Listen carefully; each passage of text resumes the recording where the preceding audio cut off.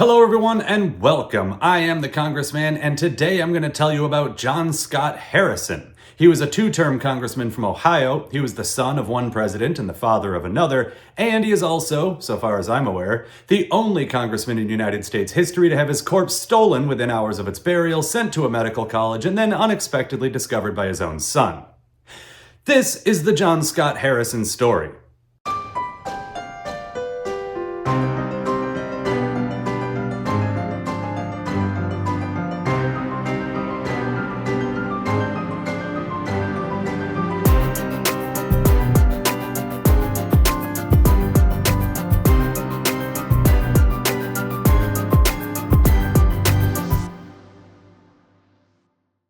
The Harrison family of Virginia was one of America's first political family dynasties, basically the Kennedys of the colonial period. They originated in England, where Robert Harrison served as mayor of Northampton, and his son Thomas Harrison was the mayor of York. At some point between 1628 and 1633, Thomas's son Benjamin Harrison left London and moved first to Bermuda and then to the Virginia colony. We don't know the exact years, but we do know that he was working as a clerk for the Virginia Governor's Council by 1633. In 1642, he became a member of the Virginia House of Burgesses. His son, Benjamin Harrison Jr., was a justice and sheriff of Surry County and served 5 separate terms in the Virginia House of Burgesses. He then served 15 years on the Virginia Governor's Council from 1698 until his death in 1713. Benjamin Jr. had 5 children, including a daughter named Hannah. Fun fact, her daughter, also named Hannah, grew up and married a man called Thomas Lee, joining the Harrisons to another prominent Virginia political family. Their great-grandson, and thus Benjamin Jr.'s great-great-great-grandson, was Robert E. Lee. But more relevant to our story is Benjamin Jr.'s eldest son, Benjamin Harrison III. He was clerk of Charles City County, a member of the Virginia House of Burgesses, Attorney General of Virginia, and Virginia's colonial treasurer. His son was... Want to take a guess? That's right, Benjamin Harrison IV. He was a member of the Virginia House of Burgesses a whole bunch of times, and he built the Berkeley Plantation in Charles City County that would go on to become the family's home for many generations. By the way, it still stands today, and it's a public museum. Also, fun fact about Benjamin IV, on the evening of July 12, 1745, a thunderstorm started, and so Benjamin went around closing the mansion's windows. While he was doing that, lightning struck the house at just the wrong time and found its way into Benjamin, killing him instantly. According to the original newspaper account of the incident, his 2 youngest daughters were also killed. But don't worry, that was incorrect. Only one of them was killed, Hannah. The other one, Lucy, lived a long, full life. Also, over 200 years later, in 1957, author Clifford Doughty decided to add a little drama to the story. You know, tug at the heartstrings a bit. He had been playing at the time with 2 of his daughters and took them along, one in his arms. Perhaps he was telling them that there was nothing to fear as he approached the window, manipulating with his free hand to get leverage. In the instant that he stood there, a bolt of lightning struck, and Harrison and his 2 little girls were killed instantly. Here's the thing, though.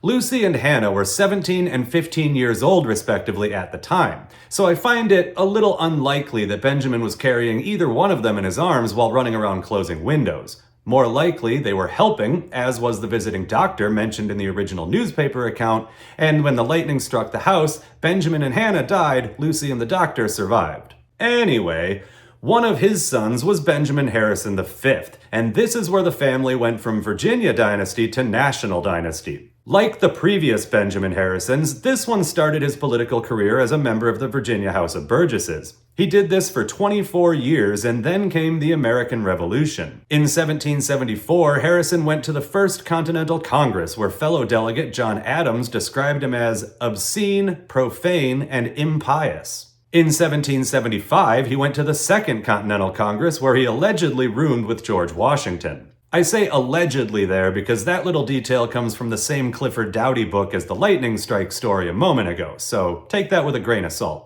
That Congress ended with the signing of something called the Declaration of Independence, and here's a fun fact about that. Much later, in 1811, Benjamin Rush wrote a letter to John Adams which included the following anecdote about Harrison, who, I should point out, was a pretty big dude. I'm saying he was fat.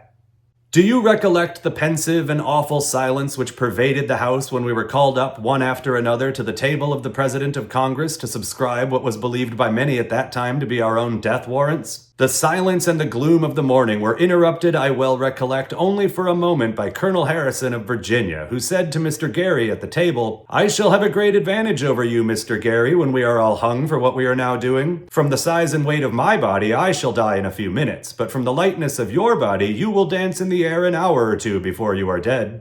It's good to know that we humans have always used humor as a coping mechanism. Anyway, Benjamin Harrison V served in the Continental Congress until 1777, then returned to state-level politics, serving 3 more terms in what was now called the Virginia House of Delegates. In between the first and second of those terms, he served 3 years as governor of Virginia. Benjamin V had several sons of note. One was, of course, Benjamin Harrison VI, who, for some reason, never entered politics, and so out of our story he goes, along with the Roman numerals. His second son was Carter Bassett Harrison. He was a member of the Virginia House of Delegates, serving alongside his father in 1785 and 86, and a few years later he was elected to the United States Congress. He did 3 terms as a representative from Virginia, then went back to the Virginia House of Delegates again from 1805 until his death in 1808.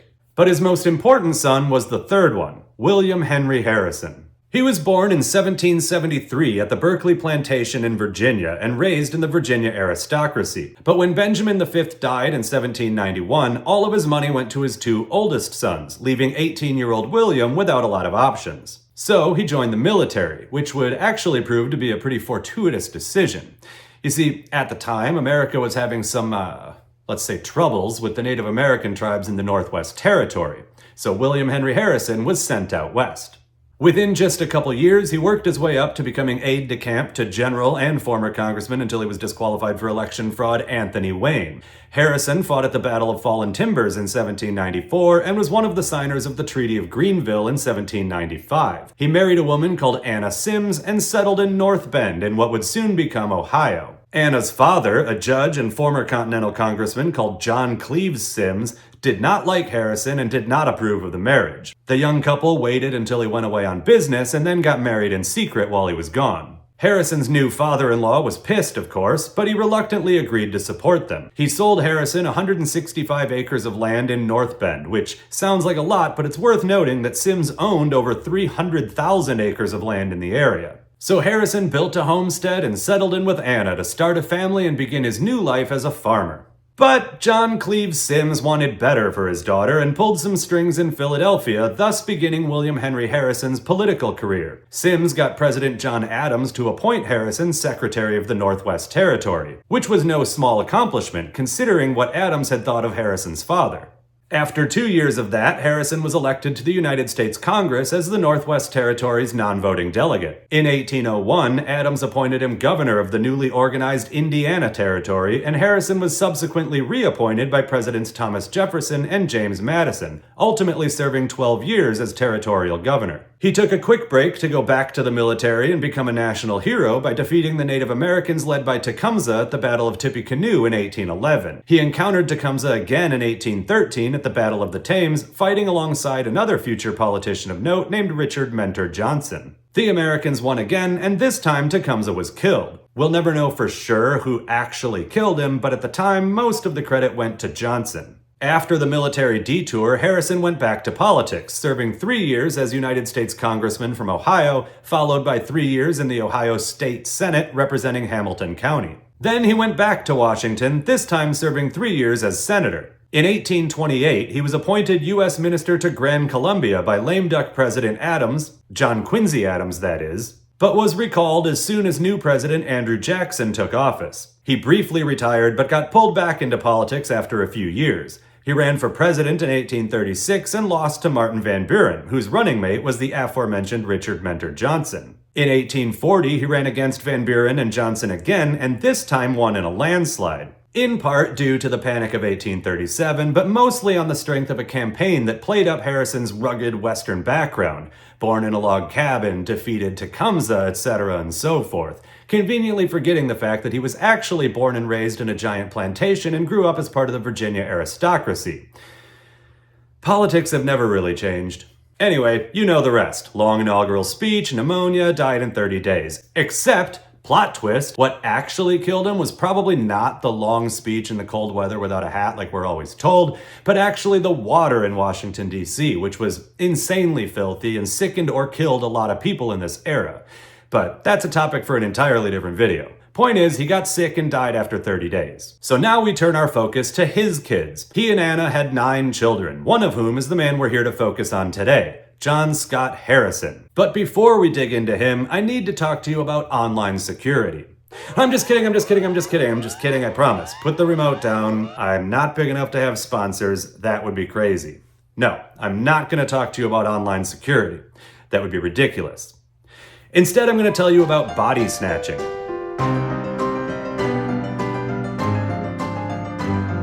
Body snatching is the act of stealing a dead body from its grave, and it's been happening in some form or another since pretty much the first day we started burying our dead. But body snatching, as we picture it, really exploded in Europe and America in the 1700s and 1800s, and the reason for that was medicine, specifically anatomical studies. Medical knowledge was rapidly expanding as doctors were learning more and more about human anatomy, but this knowledge was so new that there weren't exactly a lot of textbooks on the subject. So, doctors and medical students had to go straight to the source, cut up a dead body and, poke around in there, see what was going on. But bodies were a little hard to come by. You see, some people had moral or religious objections to the idea of the bodies of their loved ones being cut up and studied in a lab somewhere. So, the only generally agreed upon way to procure bodies for study was by letting doctors have the bodies of recently executed criminals. So as you might imagine, the supply of acceptable bodies failed to keep up with the demand of the medical world. Enter the body snatchers, or resurrectionists as they were sometimes called, which is definitely going to be my new band name. Simply put, resurrectionists would dig up the bodies of the recently deceased and sell them to doctors and medical professors. They had to be recently deceased because A, they weren't much use for study if they were already pretty far along in the decomposition process, and B, fresh graves were easier to dig up since the dirt hadn't fully settled yet. Resurrectionists typically targeted the poor and minority groups since their graves were more likely to be unguarded and the body's disappearance was more likely to go unnoticed, or at least uncared about. The process was both simple and surprisingly more clever than I would have guessed.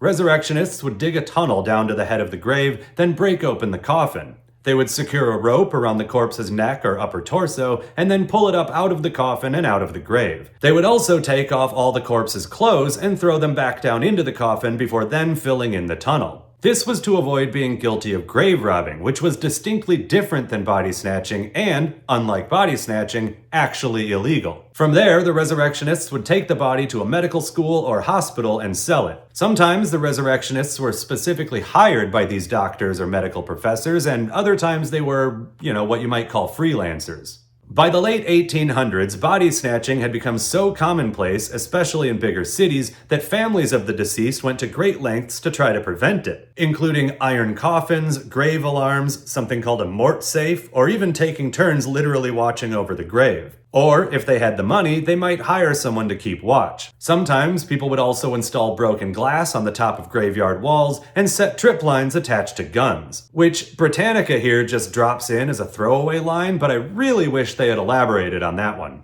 Side note, YouTuber Kaz Rowe has a fantastic video about resurrectionists in which they include a clip from a TV show called Good Omens, which depicts an act of body snatching, and one of the characters is killed by one of those tripline guns. Anyway, the reason body snatching became so commonplace was because, and this will shock you, the law was very slow to catch up to what was actually happening. The United Kingdom made it properly illegal in 1832 when they passed the Anatomy Act following the Burke and Hare murders. See that Kaz Rowe video for more on that. But in America, only a few states had similar laws, and even those laws didn't really make body snatching illegal. What they did was give the medical community better access to more bodies. The idea was that this would make body snatching less lucrative and it would eventually, die out on its own.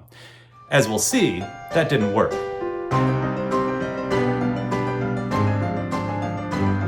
John Scott Harrison was born on October 4th, 1804 in the Indiana Territory, where his father was governor. He was raised at the family estate called Grouseland. Okay. So this is where William Henry Harrison was born and raised.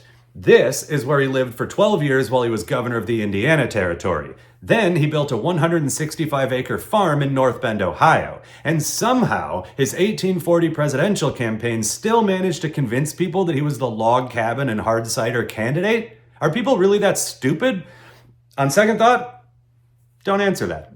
Anyway, John Scott Harrison lived in Indiana Territory until he was 8 years old. After his father's time as governor ended, the family moved back to the farm in North Bend, Ohio. John went to school and prepared to study either law or medicine, depending on your source. I prefer the latter because it would be wonderfully ironic, all things considered, but whatever the case, he decided not to do either one and stayed in North Bend to become a farmer instead.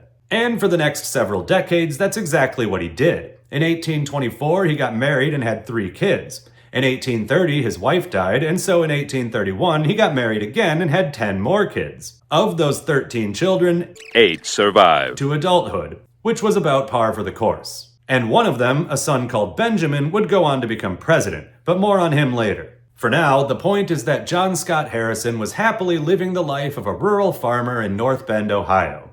But as he approached middle age, he remembered that he was a Harrison, and so he was supposed to be doing politics. So, he was elected to Congress twice, first in 1852 as a Whig, and then in 1854 as opposition. You see, by 1854, the Whig Party was in the process of disintegrating into a loose collection of smaller regional parties whose platforms were all over the place, but they were still united, barely, by opposition to the National Democratic Party and their president, Franklin Pierce. So they're often simply lumped together as the opposition party, and it was on that party ticket that Harrison was re-elected. But by 1856, the barely held together opposition party was no longer held together at all, and he lost his bid for a third term. Harrison returned to his farm in North Bend, which he called Point Farm. For the 1860 congressional election, he was nominated by the Constitutional Union Party, but by then most of the former Whigs had gone to the new Republican Party, and so Harrison only got 8% of the vote. In 1861, the Democrats nominated him as their lieutenant governor candidate, but Harrison declined the nomination. He officially retired to his farm and eventually died on May 25, 1878. And that brings us back to body snatching.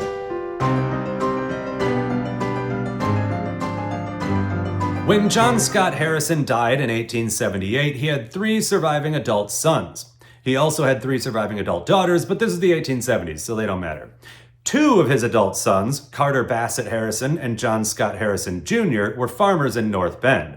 The other one, Benjamin Harrison, was a lawyer in Indiana. He was also a rising star in the Republican Party. Most recently, he had been a late replacement in the 1876 Indiana gubernatorial election, stepping in as the Republican candidate after the original choice, a congressman with the unlikely name of Godlove Orth, was forced to withdraw. Despite the late start, Harrison actually almost pulled it off, losing to James D. Williams by just 2%, or about 5,000 votes. Anyway, all the remaining Harrisons gathered at Congress Green Cemetery in North Bend for their father's funeral. When they arrived, they noticed that a nearby grave had been disturbed and the body had been stolen. The missing corpse was that of a young man by the name of Augustus or Horace Devens, who had died of tuberculosis a week or 2 earlier. Devens had been a friend of the family, and so it greatly upset the Harrisons. They decided that they would help Devens' family find the body and return it to North Bend. In the meantime, though, they took no chances with John's burial. They dug the grave twice as deep as normal, and inside it they built a brick vault. Once the coffin was lowered into it, they covered it with a large stone that allegedly required 16 men to move it, and filled in the grave with a mixture of rocks, logs, and dirt. They also hired a watchman who was supposed to check on the grave hourly. That very evening, John Scott Harrison Jr. and his nephew, George Eaton, set off for Cincinnati to start searching for the body of August Devens. Cincinnati was the logical place to check first because there were 6 medical colleges there and it was only 15 miles away. And a quick side note here. Most of the sources I read for this say it was John Scott Jr., but one contemporary news article says it was Carter. However, that article is also the one that calls August Devens Horace, so I think that reporter was just winging it. Everything else says it was John Scott Jr. When I first heard about this story many years ago, I heard it as Benjamin. But I think that version just popped up after Benjamin had been president to make the story more interesting, as if it needs help in that department. Aside from one throwaway line on a Wikipedia page, none of the sources say it was him. So anyway, with the funeral complete, the grave fortified, and the watchman hired, John Scott Jr. and George Eaton hopped on a train to Cincinnati, and Benjamin went home to Indianapolis. Harrison and Eaton met up with a detective named Thomas Snellbaker, who had already procured the search warrants, but since it was so late by this point, they decided to call it a night and start their search the next day. So the next day, they began with Ohio Medical College. Now, the way their body delivery system worked was pretty simple. Resurrectionists would pull around to the back where there was a basement entrance. Inside, there was a chute that led up to the 5th floor. Picture like a really long, really wide laundry chute. So here at the bottom of the chute, the resurrectionists would tie a rope around the body. And up on the 5th floor, in the receiving room, the doctor would pull the body up using a windlass. And yes, I had to Google what a windlass is. Harrison, Eaton, and Snellbaker went to the 5th floor receiving room, but they didn't see any bodies. They were about to leave and move on to the next college when... Okay, so the exact sequence of events in this pivotal moment is reported differently in every source I read, but this is what they all agree on. They were about to leave and move on to the next school when one of them noticed that the rope leading down the chute was taut, meaning there was weight at the bottom of it. They pulled up the rope to see if it might be the body of August Devens, and what emerged from the chute was indeed a dead body, fully naked except for a cloth covering its face, but it wasn't the body of August Devens. Devens had been a younger man and had died of tuberculosis, which meant he was pretty wasted away. This body was that of a much older man, as they could tell from the gray beard poking out from under the cloth. It also seemed much healthier, aside from the being dead part, obviously. Although they knew it wasn't Devens, they removed the cloth from the face anyway, and to what had to have been John Scott Jr.'s absolute horror, discovered that it was the body of John Scott Harrison, the man they had just buried 24 hours earlier in a fortified grave. Back in North Bend, it was discovered that John Scott Harrison's seemingly impossible to break into grave had somehow, impossibly, been broken into, the body stolen, and the watchman nowhere to be found. Carter sent a message to Benjamin in Indianapolis, and they decided to go to Cincinnati to meet up with John and search for their father, not knowing that their father had, in fact, already been discovered. The janitor at Ohio Medical College was arrested on suspicion of concealing the body, but there wasn't much else to go on. The faculty denied any knowledge of the identity of their corpses, and this was actually probably true. Ohio Medical College, like all the other ones, hired intermediaries to go about the process of procuring bodies. And they had rules. Only take from paupers' graves, always remove any identifying articles from the body, and deliver anonymously in the middle of the night. Plausible deniability, to use a more modern term. Meanwhile, the search for Devens' body continued, led by Snellbaker. He arrested the janitor at nearby Miami Medical College, and with this guy there was a breakthrough. He confessed to having an arrangement with a doctor by the extremely appropriate name of Morton. Dr. Charles Morton had just recently moved to Cincinnati, and while he was an actual physician, he had a side hustle, procuring dead bodies for medical colleges. He was also on the run from the law in Toledo. Months earlier, Charles Morton had been arrested in Toledo for conspiring to steal bodies. While in custody, he developed symptoms of smallpox and was placed in quarantine. On January 29, 1878, he stuffed a bunch of pillows under his bed sheets, classic escape trope, and somehow went through a locked door and escaped into the night. Also, he never had smallpox. He had somehow smuggled croton oil into the jail and put it on his skin to create blisters. This looked like smallpox, and since he was a physician, he knew enough about the symptoms to fake the rest of it. So after the Miami janitor confessed to an arrangement with Morton, the investigation led to Toledo. It was discovered that among Morton's possessions at the time of his arrest were letters showing that he had an arrangement with the Ann Arbor Medical College in Michigan to supply bodies. The janitor's arrangement with Morton was that Morton would store his bodies in the Cincinnati medical schools temporarily until he could pack them in pickling barrels and ship them to Michigan. So the investigators went to Ann Arbor and sure enough found August Devens' body in a pickling barrel. Now this would surely have been the fate of John Scott Harrison as well if his body hadn't been discovered. And like so many moments in history, it all hinges on a seemingly minor decision. In this case, the decision by Harrison, Eaton, and Snellbaker to call it a night and wait for the next day. Think about it. The body couldn't have been stolen until late in the evening after the burial, and it had to be sent to Cincinnati overnight. If the trio of investigators had gone to the medical college right away, they probably would have gotten there before the body. They wouldn't have found anything, and they would have moved on to the next school. It's entirely possible that they never would have found either body. But they waited until the next day, which allowed time for the body to arrive and be tied to that rope. The story hit the papers right away, and the resulting pressure led that second janitor to crack and confess to his relationship with Dr. Morton. Speaking of which, Dr. Morton panicked after the story hit the papers. He disappeared and was never seen again. Or was he?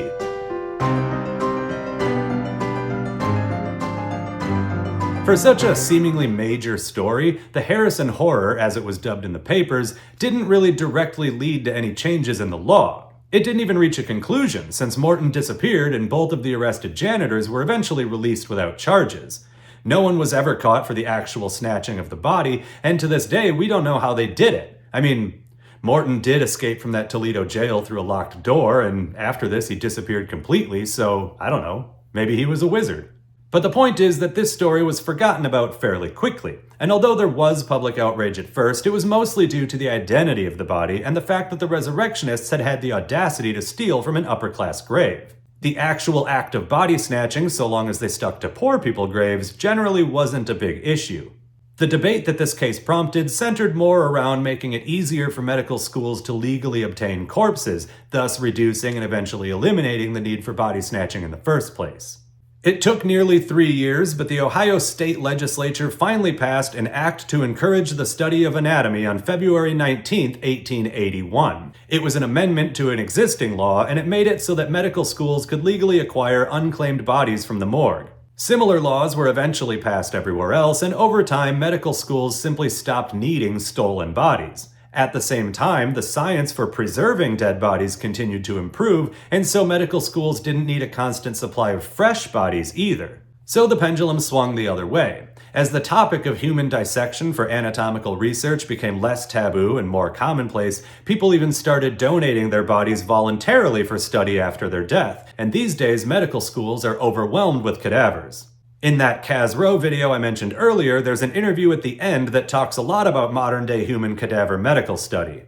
As for the act of body snatching itself, unfortunately, that still happens all over the world. But now it's no longer crews of resurrectionists digging up freshly buried corpses to sell to medical schools. Nowadays, it's people stealing bodies from morgues and funeral homes and, harvesting them for parts to sell on the black market. And depending on where you are in the world, parts could mean anything, from organs and tissues to your actual bones. John Scott Harrison and August Devens were both returned to Ohio and buried in their original graves at Congress Green Cemetery. Harrison was later moved to the William Henry Harrison Memorial Tomb after it was improved and expanded in 1919. Today, the Harrison Monument contains 24 vaults and offers free tours year-round, so check it out if you're in the North Bend area. John Scott Harrison Jr. and Carter Bassett Harrison both lived the rest of their lives in North Bend. Carter died in 1905 and John died in 1926. Benjamin Harrison, on the other hand, continued his career in politics. He was elected to the Senate in 1880 and served one 6-year term before losing his bid for re-election in 1886. In 1888, Benjamin Harrison was elected President of the United States, making himself and William Henry Harrison the only grandfather-grandson presidential duo in U.S. history. Harrison's presidency was largely forgettable. Okay, that's not true, no presidency is forgettable, they're all important, blah blah blah, but you know what I mean. He's mostly just known for being the guy between Grover Cleveland's 2 non-consecutive terms and for being president when the White House got electricity. Fun fact, he and his wife Carolyn were so afraid of the stuff that they refused to touch any of the switches in the White House. They would either make the staff turn the lights on and off or just leave the lights on all night. Speaking of his wife, Caroline Harrison died in the final year of her time as First Lady on October 25, 1892. 3 years later, Benjamin remarried to a woman named Mary Scott Lord, who was nearly 25 years younger than him, and also she was Caroline's niece. Unsurprisingly, Benjamin's 2 adult children from his first marriage did not approve of his new marriage to their cousin. They did not attend the wedding. In 1897, the now 63-year-old Benjamin Harrison and his 39-year-old wife had a daughter, which had to have even further driven away his older children, who were by now 40 and 44 years old. Benjamin Harrison died in 1901. As for what became of the Harrison family political dynasty, Benjamin's son Russell served in both houses of the Indiana state legislature, and his son William Henry Harrison III became a United States Congressman from Wyoming, serving a handful of non-consecutive terms between 1951 and 1969. He ran for Senate in 1954 after the incumbent Lester C. Hunt first dropped out of the race and then committed suicide in his Capitol building office, which is a fascinating story but for a totally different video. But Harrison lost both the special and general elections. When William Henry Harrison III's final term in Congress ended in 1969, so too did the Harrison family's 300-plus years of political involvement. From the Declaration of Independence to 2 terms in the White House to various offices in city, state, and national government in between, the Harrison family political dynasty lasted longer than any other in American history. But somehow, the craziest part of their entire story, the body snatching of a former congressman and son of a president, and the nature of how that body was discovered, has been largely forgotten. Hopefully this video does some small part of making sure that's no longer the case.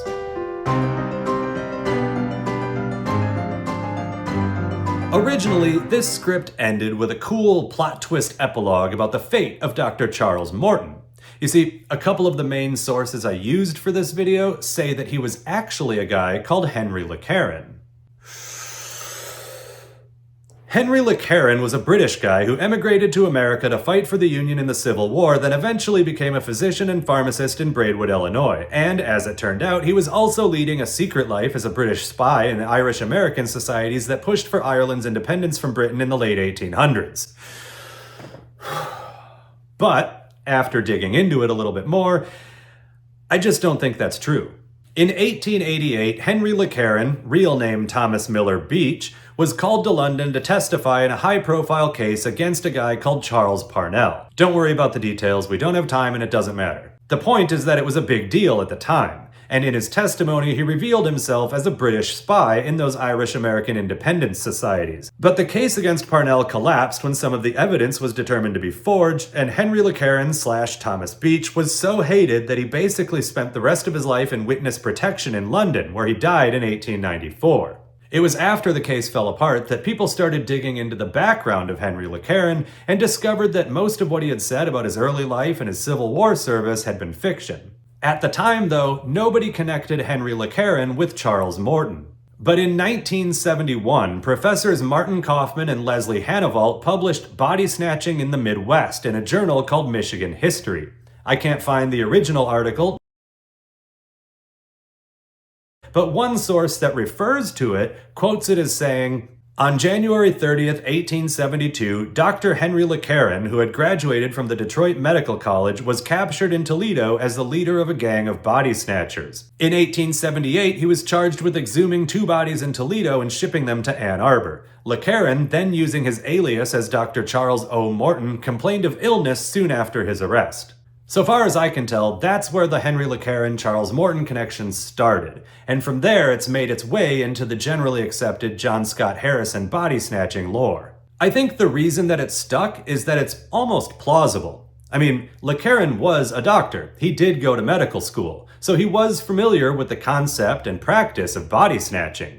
And it's possible, likely even, that he participated in it. One article about him flat out says that he made a business of it and his wife helped run it. Now, I have no trouble believing that part. What I have trouble believing is that he would go 280 miles to Toledo or North Bend for bodies. I would certainly understand not taking bodies from a graveyard in Braidwood, but come on, there would have been plenty of graveyards available much closer than 280 miles away. I mean, Chicago is right there. Furthermore, the Charles Morton story has no beginning and no ending. No one knows where he came from and no one knows where he went after 1878. So you have that unsatisfying mystery, and now you have a doctor who's already changed his identity once, has a secret second life as a spy, and is already involved with the world of body snatching, so it's a tempting connection to make. It's not completely unreasonable to suggest that Henry LeCarron did actually make those long trips for bodies, and when he was finally caught in Toledo, just gave his name as Charles O. Morton. I just don't think it's true. Charles Morton lived in Cincinnati, Henry LeCarron lived in Braidwood, Illinois. That's a long way to go to maintain a secret second life. But then again, the guy did already have practice maintaining secret second lives, so who knows? What do you think? Do you think Henry LeCarron and Charles Morton might have been the same person? Let me know in the comments below. And let me know what you thought of the rest of the video. Thank you so much for watching. As always, I have been the Congressman, and I will see you next time.